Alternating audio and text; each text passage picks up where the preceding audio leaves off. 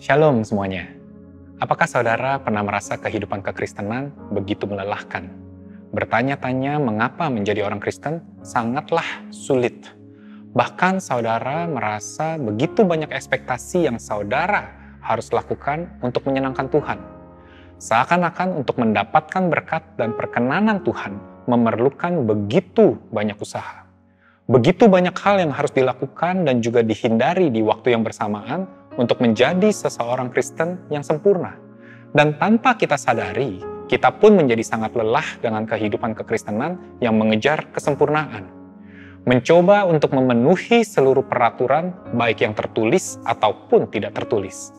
Dan hal terburuknya adalah kita menjadi merasa bersalah dan kecewa dengan diri kita sendiri. Merasa tidak cukupnya usaha kita untuk menjadi pribadi yang diinginkan oleh Yesus.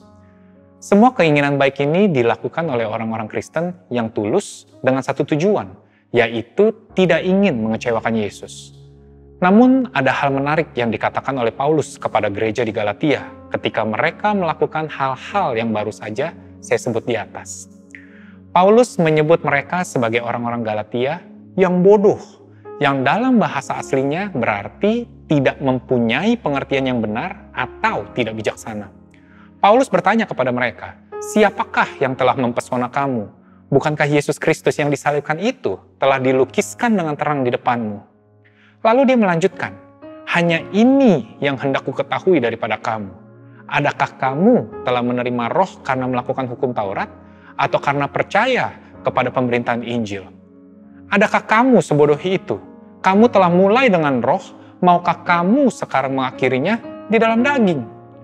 Paulus berkata bahwa kita telah memulai dengan roh, yaitu keselamatan yang telah kita terima dengan kasih karunia di dalam perjanjian baru.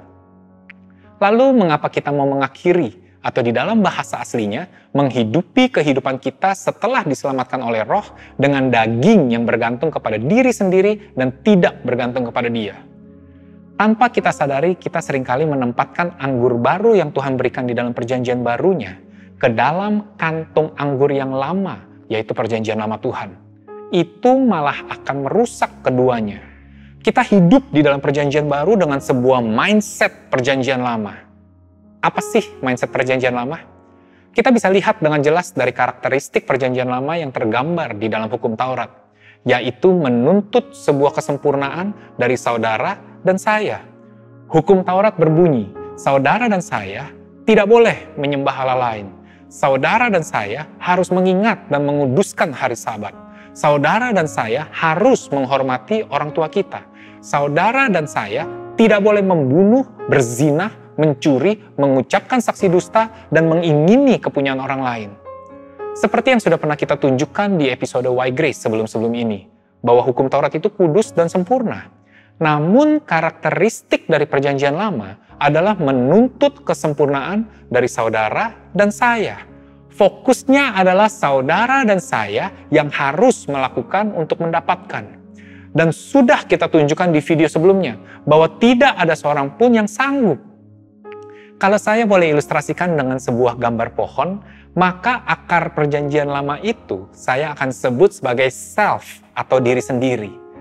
Kita semua ini ingin menjadi seseorang yang lebih baik di seluruh aspek kehidupan kita dan juga kepada Tuhan. Saya mengerti itu.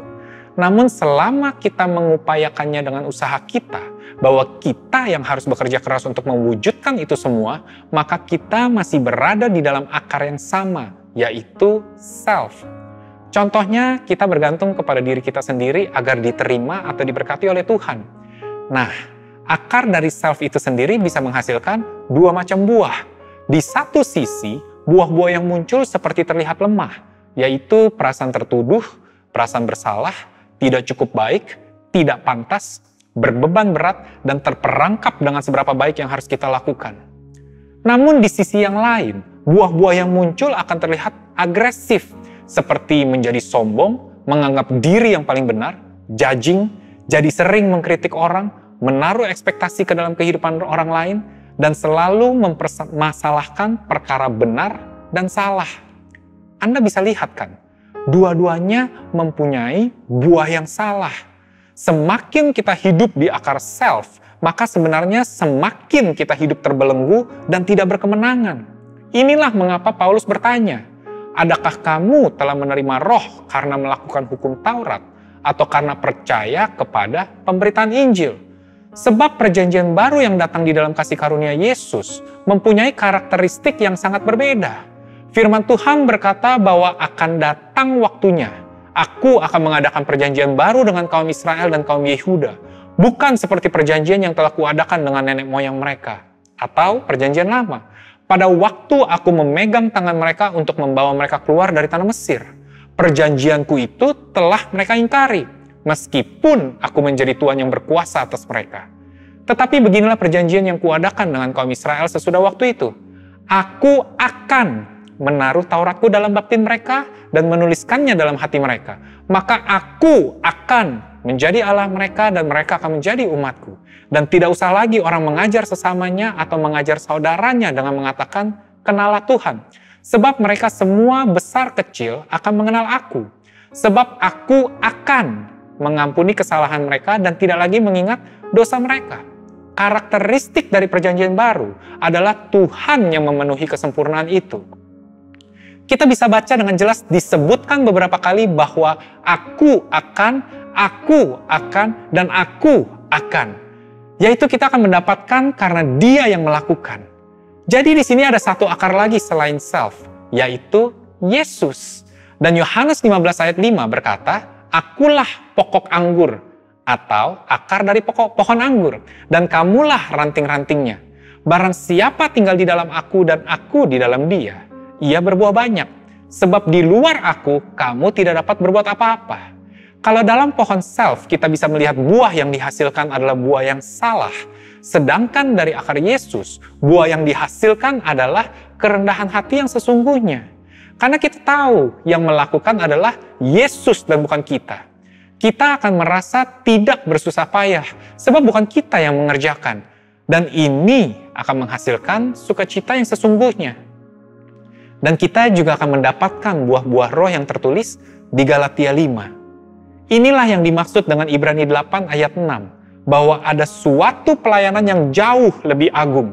Karena Ia, Yesus, menjadi pengantara dari perjanjian yang lebih mulia. Yaitu perjanjian baru ini. Yang didasarkan atas janji yang lebih tinggi. Yaitu berfokus kepada apa yang Dia telah selesaikan dan apa yang Dia akan lakukan. Bukan lagi berfokus kepada apa yang kita harus lakukan. Awalnya mungkin tidak terlihat terlalu jelas perbedaan antara akar self dan akar Yesus.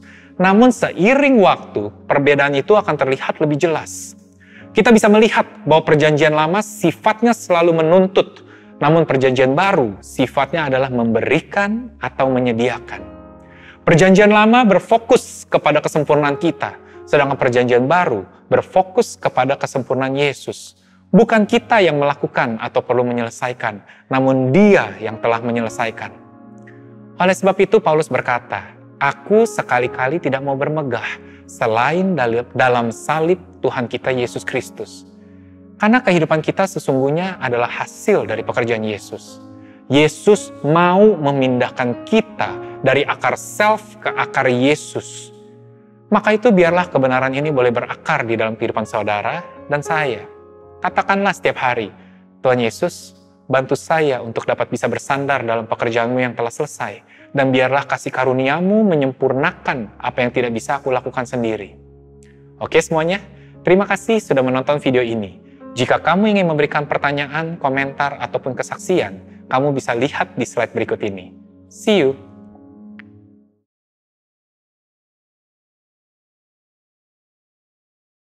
Hai, saya Julian Chong dari The Cause Indonesia Church dan ini adalah channel YouTube kami. Saya mau berterima kasih karena sudah bergabung dengan kami hari ini. Saya berharap apa yang kami bagikan menginspirasi Anda, membangun iman Anda, dan juga memberikan perspektif tentang bagaimana Tuhan bergerak di dalam kehidupan Anda. Saya percaya video hari ini sudah memberkati Anda. Maka itu jangan lupa untuk suka dan sebarkan video ini ke teman-teman ataupun keluarga Anda. Serta berlangganan dan juga menyalakan lonceng pemberitahuan di bawah ini untuk mendapatkan update akan video-video terbaru dari kami. Sekali lagi terima kasih dan jangan lupa nonton video kami yang lain di channel kami. Sampai jumpa di episode yang lainnya. Shalom.